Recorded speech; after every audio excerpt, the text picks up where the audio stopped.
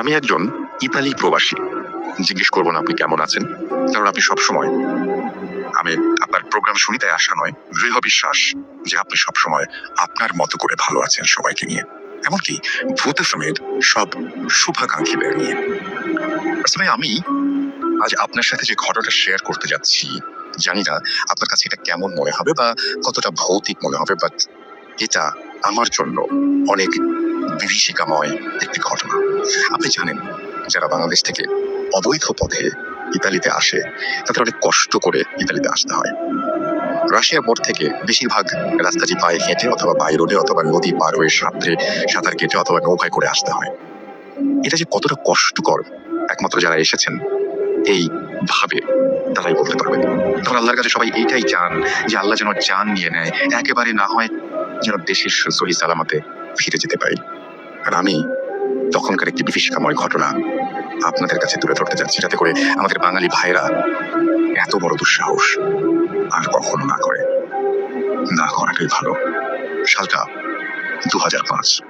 ঘটনাটি ঘটে ইউক্রেনের একটি জঙ্গলে। আমরা ছিলাম টোটাল 17 জন, তাদের মধ্যে ছিল পাকিস্তানের, শ্রীলঙ্কান, ইন্ডিয়ান, এমনকি নেপালি। তার মধ্যে আমরা দুজন বাংলাদেশি। আমি একটু বলে রাখি যে আমি ভালো হিন্দি জানতাম না, এই জন্য ওদের সাথে আমার খুব ভালো একটা রিলেশন তৈরি হয়ে যায়। হিন্দি জানতাম, এই জন্য খুব ভালো রিলেশন তৈরি হয়েছে খুব অল্প সময়ের মধ্যে। ঘটনাটি ঘটে এক পাকিস্তানি ভাইকে নিয়ে, যার নাম আব্দুল হামিদ। ঘটনাটি হচ্ছে ইউক্রেনের জঙ্গলে আমরা যখন ছিলাম সেখানে আমাদেরকে মারধর করা হতো, প্রেশার দেওয়া হতো, যেটা নিজের চোখে না দেখলে কখনো আপনারা বিশ্বাস করতে পারবেন না। ওই টর্চার সহ্য করতে না পেরে পাকিস্তানি ওই ভদ্রলোক সেখানে মারা যায়। তারপর থেকে শুরু হয় ঘটনা। আমরা থাকতাম একটা বাংকারের মতো জায়গায়। উনি মারা যাবার পর কি হয়েছে না হয়েছে এটা আমি কোনো কিছু জানি না। সমস্যা হলো, মারা যাবার দুদিন পর থেকে ওনাকে সবাই বাসার আশেপাশে রাত্রিবেলা ঘোরাঘুরি করতে দেখা যায়, দেখতে পারে। প্রথমে দু একজন দেখে, কিন্তু ঘটনাটি কেউ বিশ্বাস করে না। পরে এক এক করে মোটামুটি ঘটনাটি সবার নজরবন্দী হয়। আমার সাথে সেদিন রাতে ঘটে যায় সেই বিভীষিকাময় ঘটনাটি। সেদিন প্রচন্ড বড় প্রচন্ড বরফ পড়ছিল। এতটাই হাড় কাঁপানো ঠান্ডা যে চিন্তা করা যায় না। তাপমাত্রা ছিল -7 থেকে 8 ডিগ্রি সেলসিয়াস। আমি বের হয়ে জঙ্গলে যাই একটা কাজে। আমার মনে হচ্ছিল আমার পাশে কেউ হাঁটছে। এদিক সেদিক দেখলাম, কাউকে দেখা যাচ্ছে না। তখন একটু চোখের আড়াল থেকে উনি আমাকে ডাকলো, বলল, ভাই তুমি ভয় পেও না, আমি তোমার কোনো ক্ষতি করতে আসিনি বা তোমার কোনো ক্ষতি করতে আসিনি। আমি একটা মেসেজ দিতে পারবো, আমার একটা মেসেজ আছে, সেটা দিতে পারবা? বাট আমি ওনাকে দেখে আমি কথা বলবো কিনা, মানে আমি একদম অজ্ঞানের মতো হয়ে গেছি। উনি তখন আমাকে বললো, আমার লাশটা পাশের এক জঙ্গলের মধ্যে পড়ে আছে, যদি তোমরা পারো সবাই মিলে আমার লাশটা দাফন করার ব্যবস্থা করো। আর আমার ব্যাগের মধ্যে কিছু ডলার লুকানো অবস্থায় আছে, ওখানে আমার বাসার ঠিকানাও দেওয়া আছে, যদি কোনোভাবে সম্ভব হয় তুমি আমার বাসায় খবরটা পৌঁছানোর ব্যবস্থা করো। কারণ আমার দালাল মিথ্যা কথা বলে আমার ফ্যামিলির কাছ থেকে আবারও টাকা নেওয়ার ব্যবস্থা করছে। উনি ওনার মতো করে কথাগুলো বলল। আমি শুধু হতভম্বের মতো দাঁড়িয়ে রইলাম। জানি না এইভাবে কতটা সময় কেটেছে। এক পর্যায়ে দেখলাম উনি আর ওই জায়গায় নেই। তারপর আমি আবারও বাংকারের মধ্যে ঢুকে অন্য পাকিস্তানিদের সাথে ব্যাপারটা শেয়ার করলাম। তখন তার ছোট্ট একটি ব্যাগ ছিল, সেটা চেক করে ব্যাগের ভেতর থেকে কিছু ডলার আর কিছু ঠিকানা সবকিছু খুঁজে পাই। পরদিন আমরা আশেপাশে তন্ন করে খুঁজি, কিন্তু তার লাশটি আমরা কোথাও পাইনি। আর আমরা চিঠিও দিতে পারি নাই বা কোনোভাবে খবরটাও দিতে পারিনি তার ফ্যামিলিকে, কারণ আমরা এখানে বন্দি অবস্থায় ছিলাম। তারপর আমরা যখন ইউক্রেন বর্ডারে আসি, আমরা একজনের সাহায্য নিয়ে তাকে বিস্তারিত সবকিছু জানানোর পরে সেই পাকিস্তানে চিঠি পাঠানোর ব্যবস্থা করা হয়। এবং ওইখান থেকে টাকা পাঠানোর কোনো সিস্টেম ছিল না, তাই ব্যাগ থেকে পাওয়া টাকাগুলো ওই পাকিস্তানি বাইরের কাছেই রেখে দেয়। এবং তারপর থেকে আমরা কেউ কখনো ওনাকে আর দেখতে পাইনি। দীর্ঘ 4-5 মাস পর আমি ইতালিতে আসি। তো আমার কাছে আরো বেশ কিছু ঘটনা আছে, আমি পরবর্তীতে শেয়ার করব। এটা বলেছেন তিনি। তারপরে তিনি তার ফোন নাম্বার শেয়ার করেছেন এবং তিনি তার নাম লিখেছেন ফেসবুক আইডিতে, যে নামটা সেটাই তিনি লিখেছেন। এবং সেই নামটি হচ্ছে মাসুম মেলার। একটি ঘটনা দিয়ে, যেটি আমাদের একটি ইমেইল, সেই ইমেইলটি আমি পড়ে শোনাচ্ছি। আশা করছি এই ইমেইলটি আপনাদের ভালো লাগবে। যেভাবে লিখেছেন আমি সেভাবে পড়ছি। আসসালামু আলাইকুম রাসেল ভাই, আমি জানি আপনি সব সময় ভালোর দলে, তাই আর জিজ্ঞেস করলাম না। আমার নাম সাইদুল ইসলাম রুবেল, বলছি গাজীপুর থেকে। আমি পেশায় একজন পুলিশ সদস্য। চাকরির সুবাদে অনেক জায়গায় যেতে হয়, অনেকের সাথে মিশতে হয় এবং আমাদের জীবনেও ঘটে যায় অনেক অদ্ভুত ঘটনা। ঠিক তেমনি একটি ঘটনা বলার চেষ্টা করছি। আমি আর দেরি না করে আমার ঘটনায় চলে যাই। ঘটনাটি ঘটেছে 2007 সালে আমার এক বড় ভাইয়ের সাথে। উনিও একজন পুলিশ অফিসার। উনি যেভাবে আমাকে বলেছেন আমি ঠিক সেভাবেই আমার মতো করে বলছি। সঙ্গত কারণেই বড় ভাইয়ের নাম প্রকাশ করা নিষেধ। আমি তখন চট্টগ্রাম জেলার কোনো একটি থানায়, সময়টা 1/2/2007, রাত আনুমানিক 12:30 হবে। আমি থানার সামনে দাঁড়িয়ে আমার আরেক কলিগের সাথে কথা বলছিলাম। হঠাৎ পেছন থেকে অপরিচিত একজন লোকের আওয়াজ শুনতে পেলাম। পেছনে ফিরে তাকাতেই দেখি লোকটার চোখে পানি। জিজ্ঞেস করলাম, কি হয়েছে তোমার? বলে, লোকটা একজন আদিবাসী। সেই লোকটা আমাকে কাঁদতে কাঁদতে বলল, স্যার, আমার বোন গলায় দড়ি দিয়ে আত্মহত্যা করেছে। আমি বললাম, কেন, কি সমস্যা ছিল তার? সে আমাকে বলল, আমি জানি না। আমি আর দেরি না করে তাড়াতাড়ি আর একজন পুলিশ সদস্যকে সাথে নিয়ে চলে যাই তার বাড়িতে। তার বাড়িটা ছিল পাহাড়ের ওপর। যে দেখি মেয়েটা সিলিং ফ্যানের সাথে ঝুলে আছে, তার চেহারায় একটা বিভৎস রূপ। একজন লোক দিয়ে লাশটি নামিয়ে থানায় নিয়ে আসলাম। তার পরদিন সেই লাশটির ময়না তদন্তের জন্য মর্গে পাঠানো হলো। ময়না তদন্তের শেষে লাশটি নিয়ে যেতে হবে স্বজনদের কাছে। দিনের ব্যস্ততার মাঝে হঠাৎ ওসি স্যারের ফোন। উনি বললেন, লাশটি আমাকে নিয়ে যেতে হবে।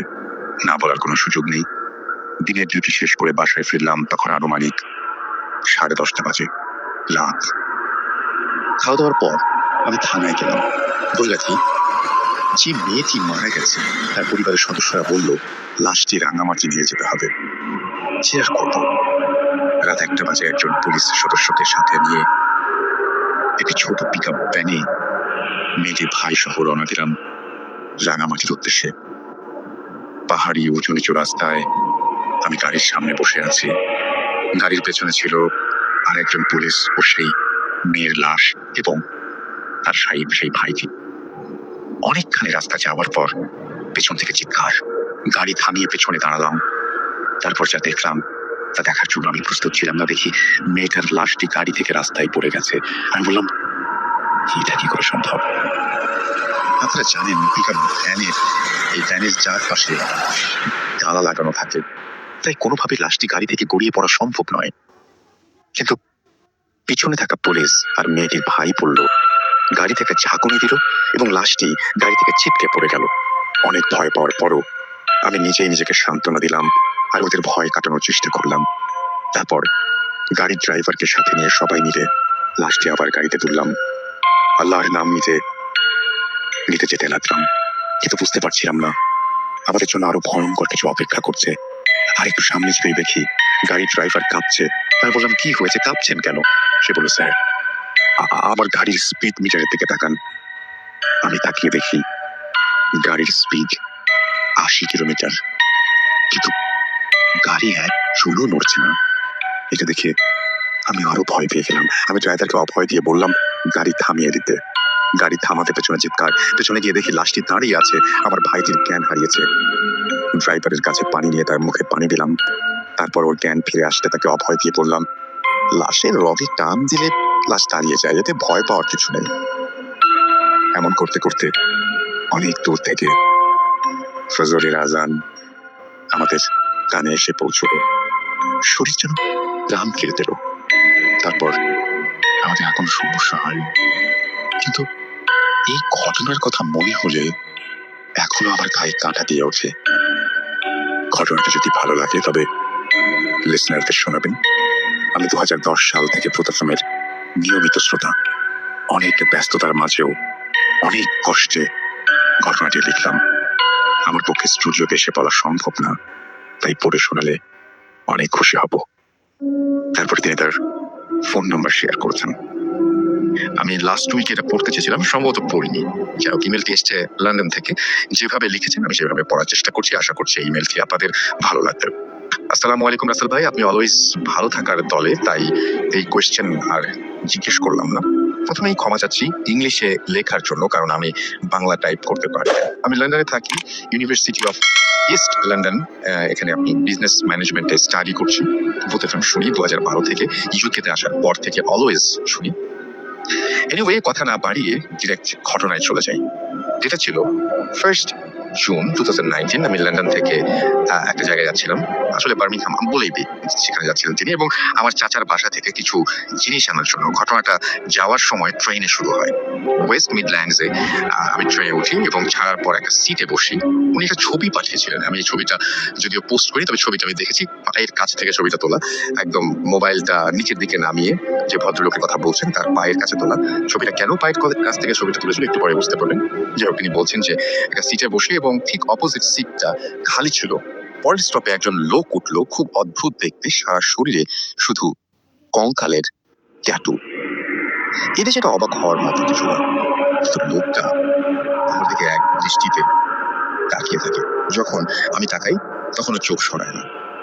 আমি ভদ্রতা দেখাতে গিয়ে একটা মুচকি হাসি দিয়ে জিজ্ঞেস করলাম, "Where are you going?"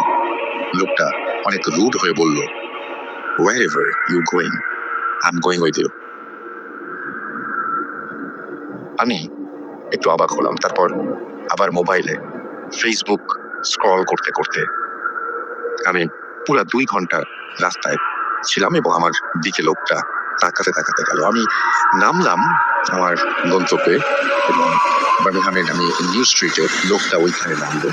আমি যে 94 বাস ধরলাম, লোকটাও একই বাস ধরলো, কিন্তু আমার গন্তব্যে পৌঁছে আমি তাড়াহুড়া করে নেমে গেলাম আর খেয়াল করিনি যে লোকটা নেমেছে কিনা। পরে আমি আমার চাচার বাসায় চলে গেলাম।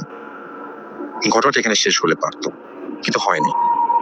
আমার পরের দিন এক্সাম থাকার কারণে ওই দিন রাতেই আসতে হয়েছে। আমি বাসে আসছি, বার্মিংহামের নিউ স্ট্রিট 10:45 ট্রেন ছিল, কিন্তু ওইটা মিস করে ফেলি। পরের ট্রেনটা ছিল রাতে 12:10। অনেক বিরক্ত হলাম। অবশ্যই 12টায় ট্রেন আসলো এবং আমি উঠলাম রাত্রের ট্রেনে। জেনারেলি মানুষ খুব একটা থাকে না, সো আমার আশেপাশে সবগুলো সিট ছিল খালি। ইনফ্যাক্ট আমার বগিতে মাত্র একটি মেয়ে। ট্রেন ছাড়ার পর আমার টয়লেটে যাওয়ার প্রয়োজন হয়। আমি কিছুক্ষণ পরে টয়লেটে গেলাম এবং ট্রেন চলছে আর আমি লাস্ট বগিতে ছিলাম। সো এর সামনের বগিটা ছিল ফার্স্ট ক্লাস। আমি দরজাটা খুলে মানে দরজাটা খোলে না। এনিওয়ে, টয়লেট শেষ করে আমি সিটে এসিটা দেখলাম। তার জন্য আমি মোটেও প্রস্তুত ছিলাম না। আমি দেখলাম যে রোতে আমি বসেছি তার ঠিক পাশের রোতে ওই লোকটা বসে আছে এবং আবারও সে আমার দিকে তাকানো শুরু করেছে। আমি আবারও কি বললাম যে কি মনে করি আমি বললাম যে ব্যাক টু লন্ডন। কোনো রিপ্লাই দিল না, এক দৃষ্টিতে তাকিয়ে থাকলো। পরের স্টপে আমি স্টপেজ যেটা আসলো সেখানে আমি নেমে গিয়ে ওই মেয়েটাও নেমে পড়লো। তখন আমি খুব আচ্ছা, তিনি নামেননি, তিনি মেয়েটা নেমে পড়লো এবং আমি খুব ভয় পাচ্ছিলাম যে কি করবো বুঝতে পারছিলাম না। অবশেষে 2 ঘন্টা কিভাবে কাটাবো কোনো আইডিয়া ছিল না। তখন ইউটিউবে কোরআন ছাড়লাম খুব জোরে জোরে। কোনো রকম আমি সেটা ছাড়লাম এবং লন্ডনে এসে পৌঁছে লোকটাকে দেখলাম যে দেখলাম না এবং বাসে ঢুকলাম না। ঠিক যতক্ষণ বাসার সামনে আসছি, ঢুকবো বাসায়, হঠাৎ চোখ পড়লো সামনের রোডে। দেখি লোকটা আমার দিকে তাকিয়ে বিদ্রুপের মতো করে হাসছে।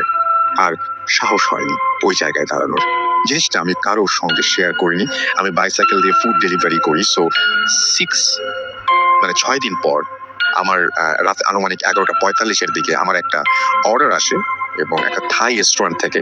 তখন আমি আমার আপুর সাথে ফোনে কথা বলতে বলতে আমি খেয়াল করি নাই যে নেভিগেশনটা আমাকে কোন দিকে নিয়ে যাচ্ছে। শুধু ফলো করতে থাকি। হঠাৎ দেখি যে মাইল এন্ডে পার্কের মাঝখানে আমি এসে পড়েছি এবং আমাকে বলছে যে ইউ হ্যাভ অ্যারাইভড, মানে যেভাবে বলে আর কি, এবং বলছে যে আমি একটু শকড, একটু যে 12টায় পার্ক থেকে আমাকে কে খাবার অর্ডার দিল, কাউকে তো দেখছিও না এখানে।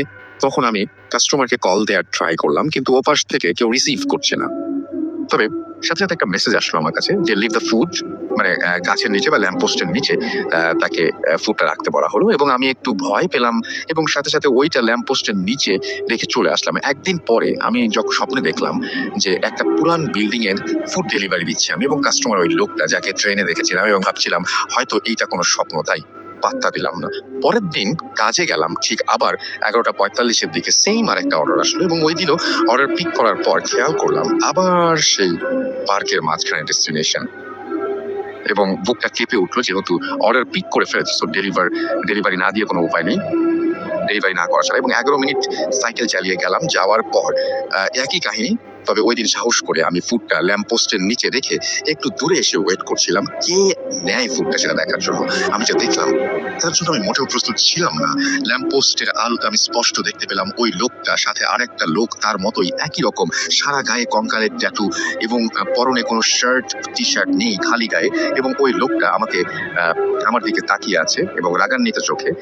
আমি সাথে সাথে চলে আসি এবং পরের দিন আমি আমি ব্রিকলেনে মসজিদে ইমামকে ঘটনাটা বলি এবং তখন উনি বলেন যে খারাপ কিছু হয়তো হতে পারে, তুমি নামাজ পড়ো এবং নিয়মিত কোরআন পড়ো। আমি কয়েকদিন নিয়মিত কোরআন পড়ি এবং নামাজ পড়ি। আলহামদুলিল্লাহ, এরপরে আমার কোনো প্রবলেম হয়নি। আর স্টুডিওতে যে আমার বলা হয়ে উঠবে না, নানা কারণে ব্যস্ত থাকি, ভালো লাগলে আপনি পড়ে শোনাবেন। আমার ছোট মা, বোন ও 2 ভাই খুলনা শহরে থাকে। খুলনার একটি আবাসিক এলাকায়, নাম না বললে কৃতজ্ঞ থাকবো। বেশ সুন্দর এবং মনোরম পরিবেশ। রাত 9টার পর মানুষ দেখা যায় না বললেই চলে। গত বছর বাসাটি দেখে আম্মুর পছন্দ হয় এবং যথারীতি অ্যাডভান্স করে অগাস্টের 1 তারিখে নতুন ফ্ল্যাটে শিফট হয়ে যায় আমরা। ফ্ল্যাটে কিছুটা বিবরণ দিই। 8তলা বিল্ডিং এর একদম টপ ফ্লোরে আমাদের বাসা। ফ্ল্যাটের 3 পাশেই বারান্দা অথবা বড় জানালা। ডাইনিং রুমে জানালা, বড় জানালা। পাশের কয়েক বাড়ির ছাদ স্পষ্টভাবে দেখা যায়। আমি যেদিন প্রথম ফ্ল্যাটে প্রবেশ করি, সেটা একটা অদ্ভুত ব্যাপার লক্ষ্য করলাম। জানালার পাশে ছোট্ট কাগজে আয়াতুল কুরসি লেখা। ব্যাপারটিকে তেমন গুরুত্ব না দিলেও পরবর্তীতে আবিষ্কার করলাম প্রতিটি রুমে জানালার পাশেই এমন আয়াতুল কুরসি লেখা। এবার কিছুটা অবাক হলাম। ছোট মামা কিছু না বুঝেই একটা কাগজ তুলে ফেলেছিল, আয়াতুল কুরসি লেখা ছোট কাগজটি টুকরো লাল কালিতে। তো যাক, আমি ঢাকা চলে আসলাম। বেশ কিছুদিন এভাবেই কাটলো। তারপর থেকে সমস্যা শুরু।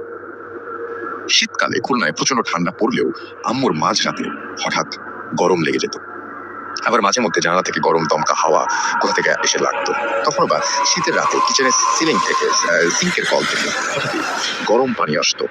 আবার কখনো গভীর রাতে ছাদে কেউ দৌড়াদৌড়ি করতো। আম্মু মাঝে মধ্যে বাচ্চার হাসি শুনতে পেত, কখনো কান্না। এরকমই ছিল বেশ কিছুদিন। সমস্যা বৃদ্ধি পেল কিছুদিন আগে। গত সপ্তাহে আমাদের এসিটা হঠাৎই নষ্ট হয়ে গেছিল। তো আম্মু বারান্দার গ্লাস এবং জানালার সবই খোলা রেখেছিল। আর রাত আনুমানিক 3টা 30 তখন হঠাৎ একটা বাচ্চার কান্নায় আম্মুর ঘুম ভেঙে গিয়েছিল। বারান্দার দিকে চোখ পড়তেই যা দেখলো, তার জন্য ঘুমের মাঝপথে আমাদের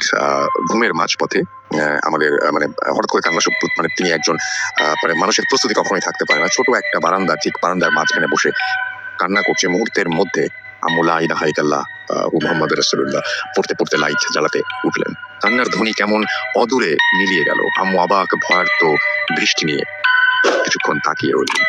সমস্যা শুধু এটাই থাকলো না, একটু বেড়েছেও। আম্মুর দরজা থেকে সোজা তাকালে আমাদের ডাইনিং রুম দেখা যায়।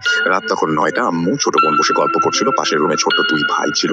ড্রয়িং ও ডাইনিং বেডরুমের মৃদু আলো পড়ছে। হঠাৎ আমার ছোট বোনের চোখ পড়লো ডাইনিং টেবিলের সামনে সাদা কাপড় পরা একজন মহিলা দাঁড়ানো। সেখানে অনেকটা পরিচিত মুখ। সে আস্তে করে আম্মুর দিকে তাকালো, আবার মাথা ঘুরিয়ে ডাইনিং এ তাকালো। অবিকল আম্মুর মতো দেখতে, কোনো পার্থক্য খুঁজে পাওয়া মুশকিল বোধহয়। আবছা অন্ধকারে ডাইনিং টেবিলের সামনে দাঁড়িয়ে থাকা অবিকল আম্মুর মতো দেখতে জিনিসটা ড্রয়িং রুমের দিকে যেতে থাকলো। পাশের রুম থেকে আম্মুর ডাকে সাড়া দেওয়ার মতো করে আমার ছোট ভাই বলে উঠলো, আসছি আম্মু। ছোট ভাইকে ড্রয়িং রুমের দিকে যেতে দেখেই বেশ খানিকটা বুঝে ফেললো কিছু খারাপ হতে যাচ্ছে। ছোট ভাইয়ের নাম ধরে ডাক দিতেই কারেন্ট চলে গেল ফ্ল্যাটের। আইপিএস থাকা সত্ত্বেও ঘুটঘুটে অন্ধকার পুরোটা ফ্ল্যাট। ছোট 2 ভাই ভয় পেয়ে, ছোট বড় উপায় না পেয়ে ফোনের ফ্ল্যাশ জ্বালিয়ে ওদের নিয়ে আসছিল। আম্মু জোরে জোরে কালেমা পড়তে লাগলো চিৎকার শুনে। এরকম বাজে ও আতঙ্কিত পরিবেশ সৃষ্টি হলো। হঠাৎ বিদ্যুৎ চলে আসলো। আইপিএস এর কাছে গিয়ে দেখা গেল ইনভার্টার অফ করা। বাসার কেউ এই বাটন বন্ধ করেনি। আর কোনো প্রশ্নই আসে না। এত ছোট সময়ে কোথা থেকে কি হয়ে গেল কেউ কিছু বুঝতে পারলো না। আমি দ্রুত বাসা বদলাতে বলেছি, কারণ এটা ছাড়া আমি এটা ছাড়া আর কোনো ভালো সমাধান নেই আমার দৃষ্টিতে। ভালো থাকবেন। এমন আরো অনেক ঘটনা আছে আমার জীবনে। আস্তে আস্তে সবকিছু শেয়ার করব। তবে এতটুকু বলতে পারি, আমার বাবা মা 2012 তখন আমি 8ম শ্রেণীতে ছিলাম। মারা যাবার পর থেকে আমার বাবা মারা যাবার পর থেকে এসব সমস্যা হচ্ছে। একে একে সব কয়টি কাহিনী বলবো। আশা করছি আপনাদের ভালো লাগবে। ভালো লাগলে প্রচার করবেন। আসসালামু আলাইকুম রাসেল ভাই। আশা করি সবাই আল্লাহর অশেষ রহমতে ভালো আছেন। আমার ঠিকানাটা দয়া করে বলবেন না। আমি রাব্বি। এরপর তিনি ঠিকানা দিয়েছেন। আমি একটা ছোট চাকরি করি। তারপরে তিনি তার ফোন নাম্বার দিয়েছেন এবং তিনি বলছেন, আজ আমি যে ঘটনাটি বলবো সেটা আমি জানি না আপনারা বিশ্বাস করবেন কিনা, কিন্তু এটাই সত্যি। সাধারণত একটা জিনিস আমার জীবনকে, খুব সাধারণ একটা জিনিস উলটপালট করে দিয়েছে। আমি জানি এটা বিশ্বাস করার মতো না, তারপর আমি লিখছি। আমি জানি স্টুডিওতে আসা সম্ভব না, তারপরও লিখে পাঠালাম। ভালো লাগলে পড়ে শোনাবে। আমি সরাসরি ঘটনায় চলে যাই। আপনি আমার সাথে যখন থেকে এই ঘটনাটা শুরু হয় তখন আমি একটি হাফিজি মাদ্রাসায় পড়তাম। হুম, বিশেষ কারণে আমি সেই মাদ্রাসার নাম উল্লেখ করলাম না। আমি মাদ্রাসাতেই থাকতাম আর থেকে পড়াশোনা করতাম। আমি প্রতিদিন ফজরের নামাজ পড়ে কুরআন পড়তাম। তো আমি আমার কুরআন শরীফটি নিয়ে আসি। নিয়ে আমি প্রথম পৃষ্ঠা উল্টাতেই আমি অবাক হয়ে যাই। আমি দেখতে পাই যে এখানে একটা আংটি রাখা। আমি চিন্তা করতে লাগলাম যে এখানে আংটিটা কি করে এলো। আর আমি অবাক হই এই কারণে যে আংটিটার সাথে মোটামুটি ভালোই মানে মানে আংটিটা যাই হোক ওখানে রাখা ছিল এবং তিনি বলেন যে আমি মনে করলাম যে বাচ্চারা কেউ হয়তো ভুলে আমার এখানে রেখে গেছে। আরেকটা কথা, আমাদের এই মাদ্রাসায় খুব ছোট ছোট বাচ্চারাও পড়তো, তাই আমি ভাবলাম তারা হয়তো কেউ রেখেছে বা তাদের একটা হবে। তাই আমি আর কিছু না ভেবে আংটিটি আমার কাছে রেখে দিই। আমি তেলাওয়াত শেষ করে পরে সবার কাছে জিজ্ঞাসা করি যে কারো কিছু হারিয়েছে কিনা। সবাই বলল না। আমি তারপর জিজ্ঞাসা করলাম সবাইকে এবং এই আংটিটি কি কারো হারিয়েছে কিনা। সবাই আবারও বলল না। তারপর আমি আমাদের মাদ্রাসার বড় হুজুরকে গিয়ে দেখাই। হুজুর বলল, এটা তো সোনার বা হীরার আংটি না, তুই এটা রেখে দে। আমি হুজুরকে এইটাও বললাম, হুজুর এই আংটিটা আমি পেয়েছি আজকে। হুজুর বলল, আরে বাচ্চারা মনে হয় ভুল করে কেউ রেখে গেছে। কিছুদিন পরে আমি আংটিটি ধুয়ে মুছে নিজেই পরে নিই। আর একটা কথা, যে কোনো আংটি আমার খুব ভালো লাগতো, আমি তা নিজেই কেন যে আংটিটা ভালো লাগতো নিজেই জানতাম না। তারপর যা হলো, পড়ার সাথে সাথে আমার মনে হলো আমাকে একটা ইলেকট্রিসিটি শরীরের ভেতর দিয়ে গেলে যেরকম হয়, শক খেলে যেরকম লাগে, ঠিক সেভাবে এবং সেরকম একটা অনুভূতি হলো এবং সাথে সাথে নিচে পড়ে যাই। আমি হাতের আংটিটা সঙ্গে সঙ্গে খুলে ফেলি। ফেলে দেওয়ার সাথে সাথে আমি অনুভব করতে লাগলাম যে আমার সারা শরীর বরফের মতো জমে যাচ্ছে। আমি আমার হাত পা কিছুই নাড়াতে পারছিলাম না। আর আমার দুই চোখ যেন কালো হয়ে যাচ্ছে। আমি কিছুই দেখতে পাচ্ছিলাম না। কিছুক্ষণ পরে অনুভব করতে পারলাম আমার সামনে কোনো একজন মানুষ এসে দাঁড়িয়ে আছে, বলছে, আংটিটি তুলে পড়ে নে। অনুভব করছিলাম এক্ষুনি পর, না হলে তোর ক্ষতি হবে। আমি আমার ভাষা হারিয়ে ফেললাম। আর আমি এই লোকটাকে ভালোভাবে দেখতেও পাচ্ছিলাম না। আমি শুধু ওই লোকটার পাই দেখছিলাম। আর আমার মনে হচ্ছিল তিনি একজন হুজুর। জানি না এভাবে কতক্ষণ বসেছিলাম। যখন আমার জ্ঞান আসে, আমি দেখি আমি আমার বেডে শুয়ে আছি। আমার চারপাশে আমার মাদ্রাসার বন্ধুরা দাঁড়িয়ে আছে। আমাদের মাদ্রাসার বড় হুজুর তিনিও আছেন। এবং আমাদের আমার হুজুর আমাকে প্রশ্ন করলো যে আপনি কি হয়েছে, তুমি মসজিদের এখানে অনেকক্ষণ ধরে দাঁড়িয়ে আছো আর কি যেন বলছিলে কাকে। আমি তোমাকে অনেক ডাকাডাকি করি কিন্তু তুমি কিছু না বলছো না, তাই আমি তোমাকে অনেক কষ্ট করে তোমার বিছানায় তুলে নিয়ে আসি। হুজুর আমাকে বললো যে তুমি, তোমার শরীর কি ঠিক আছে, আর কার সাথে কি হয়েছিল, কি বলছিলে তুমি। আমি কিছু বলতেও পারছি না। হঠাৎ আমি আমার হাতের দিকে একটু লক্ষ্য করে দেখি, আমি অবাক হয়ে যাই। দেখি আংটিটা আমার হাতে এখনো পড়া। আমি আংটিটিকে ফেলে দিয়েছিলাম, তাহলে আবার কিভাবে হাতে চলে এলো। মনে তখন অনেক প্রশ্ন জাগতে লাগলো। আর ওই লোকটি কে ছিল যে আমাকে আংটি পরে যেতে বললো। তারপর আমি একটু অবাক হয়ে দেখি যে একজন অপরিচিত হুজুরের পিছনে দাঁড়িয়ে আছে। তা দেখে আমি অবাক হয়ে যাই, জাগতে লাগলো। আমাকে সেই ইশারা করে কিছু না বলার জন্য বলছে। ইশারায় চুপ চুপ চুপ 3বার পড়লো। সে আমাকে ইশারা করছে কিন্তু আমি আমার কানের কাছে স্পষ্ট সেটা শুনতে পাচ্ছি। আরো বলল, কাউকে কিছু বলবি না, বললে ক্ষতি হবে। আবারও বলল, ক্ষতি হবে। আমি আবার বরফের মতো জমে গেলাম। আমি কাউকে কিছু বলতে পারছি না, দেখাতেও পারছি না, বা হাত পা নাড়াতেও পারছি না। আমি আমার চোখ বন্ধ করে আবার খুলি, দেখি ওই লোকটা আর নেই। হুজুর আমাকে আবার প্রশ্ন করলো, কি হয়েছে তোমার। উত্তরে আমি বলি, আমি বাড়ি যাব। এই রাতে আমার সাথে যা ঘটে তা আমি আর একদিন পাঠাবো। পরের দিন হুজুর আমাকে বাড়ি পাঠিয়ে দেন। বাড়ি এসে শুরু হয় আমার জীবনের ঝড়। এবং এটা হচ্ছে যে এরকম যে আমাকে যদি কেউ মনে মনে কিছু বলে, তা আমি তার চোখের দিকে তাকিয়েই বুঝতে পারি। আর কেউ যদি আমাকে বা অন্য কাউকে মনে মনে কিছু বলে, তা আমি তার দিকে তাকিয়ে ভালোভাবে বুঝতে পারি। আমার মা বাবা আমার সামনে আমাকে কিছু বলতোই না, আড়ালে তারা বলতো, কিন্তু আমি তাদের চোখ দেখেই বুঝতে পারতাম যে ওরা আমাকে কি বলতে চায়। আমি তখনও আমার বাবা মাকে কিচ্ছু বলিনি। আমি আমার ধৈর্য হারিয়ে তারপর বাধ্য হই বলার জন্য। আমি জানতাম তারা বিশ্বাস করবেন না, তারপরে বলি কোনো না কোনো ভাবে, তারা আমাদের আপনজন। তারপর আমি একদিন আমার বাবা মাকে সবকিছু খুলে বলি এবং সেই যে কথা সেই কাজ। আমার বাবা মা আমাকে বলে যে ওর কি মাথায় সমস্যা আছে, তুই কি পাগল হয়ে আছিস। আমার বাবা আমার মাকে বলে, তোমার ছেলে মাদ্রাসায় না যাওয়ার জন্য ফন্দি পেতেছে। আমার কথা কেউ বিশ্বাস করতো না। আমি আমার বাবা মার সামনে একদিন তাদের মনের সব কথা বলে দেই। তারপর আমার বাবা অবাক হয়ে যায়। আমার বাবা আমাকে বলল, তুই কি করে জানবি? আমি বললাম, আমি এই আংটিটা পরলেই কেন যেন সব বুঝতে পারি। তারপর আমার বাবা আমাকে একটা হুজুরের কাছে নিয়ে যায়। হুজুরকে আমি সবকিছু খুলে ফেলি। হুজুর শুনে বলে, আজকালকার দিনে এগুলো হয় নাকি? আচ্ছা ঠিক আছে, তোমার আংটিটা কোথায় দেখি? যে আমি হুজুরকে আংটিটা দেখাতে যাবো, দেখে আংটিটা আমার হাতে নেই। আমি অবাক হয়ে যাই। এই মাত্র আমি আংটিটা আমার হাতে দেখলাম, আর যেই না হুজুরকে দেখাতে যাবো দেখি আংটিটা আমার হাতে নেই। আমার বাবা আমাকে বলল, হারিয়ে ফেলেছিস নাকি? আমি মনে মনে ভাবতে লাগলাম যে এখানে যদি তাদেরকে এই কথা বলি তারা আমার কথা বিশ্বাস করবে না, কিন্তু আমি মাত্র আংটিটা হাতে দেখেছি। আমার বাবা একটু বকাঝক করে। হুজুর বলল, কই, কিছুই তো হয় নাই, এগুলো একটু ভয় পেয়েছো, ঠিক হয়ে যাবে ইনশাল্লাহ। আমি হুজুরের দিকে তাকিয়ে বুঝতে পারছি হুজুর কি ভাবছে বা কি বলতে চাইছে। হুজুর আমাকে বলল, তুমি একটু বাইরে যেয়ে দাঁড়াও। আমি বাইরে এসে দাঁড়াই। হুজুর আমার বাবার সাথে কি যেন বললো। কিছুক্ষণ পর আমার বাবা বেরিয়ে এসেছে। তখন আমি দেখি বাবার মুখে যেন ভয়ের ছাপ। আমি জানতাম হুজুর আমার বাবাকে বলেছিলেন। হুজুর বলেছিলেন, যত তাড়াতাড়ি সম্ভব তাকে বাড়ি থেকে অন্য কোথাও পাঠিয়ে দিন। কিন্তু আমার বাবা আমাকে পাঠায় না। আর আমাকে প্রতিদিন রাতে কেউ যেন এসে আমাকে বলল, পারলে মানুষের জন্য কিছু করিস। আমি বুঝতে পারলাম না কি করে মানুষের উপকার করব। আমি মনে মনে অনেক ভেঙে পড়েছিলাম। আর অজানা কিছু জিনিস আমি জানতে পারতাম, কিন্তু আমি কিছু করতে পারতাম না। তারপরে আমার বাবা মা বললেন, আমার মাদ্রাসায় তিনি আর পড়াশোনা করাবেন না। আমি বললাম যে আমি করবো না। তারা বললো, কেন? আমি বললাম যে আমি আর কিছু বলিনি। তখন আমার বাবা মা আমাকে অনেক বকাঝকা করেন এবং বলেন যে আমি এখন বুঝেছি আংটি টাংটি এইগুলো সব বানানোর কথা।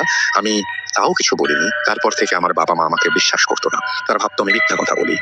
আমি আমার বাবা মাকে অনেকবার বলেছি যে এটা আমার জীবনে অনেক কিছু হচ্ছে আমার জীবনে, কিন্তু আমার বাবা মা কোনো কথাই বিশ্বাস করতো না। একদিন আমার খুব রাগ হয়। রাগ হয়ে তিনি